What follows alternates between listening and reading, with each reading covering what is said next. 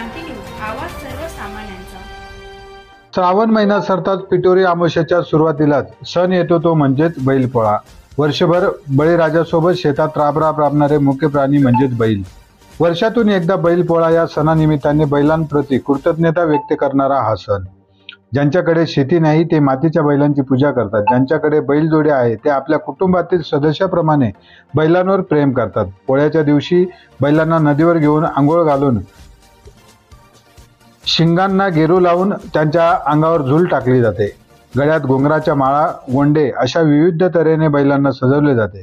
पळसाच्या मुळीपासून सफेद रंगाचा चौरा काढून बैलांना गोंडा बांधला जातो। या गोंड्याला विशेष महत्त्व दिले जाते।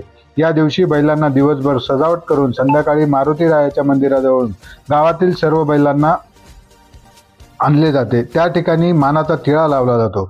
मारुती रायाच्या प्रदक्षिणानंतर बैलांना घरी नेऊन गोड पुरणपोळीचे नैवेद्य दिले जाते। तसेच ढोल ताशे व संबळ वाद्यावर बैलांची मिरवणूक काढली जाते।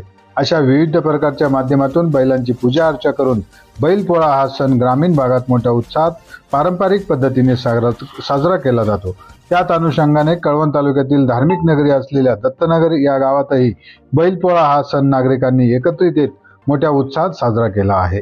महाराष्ट्र क्रांती न्यूज साठी मुख्य संपादक प्रकाश बागुल, कळवण।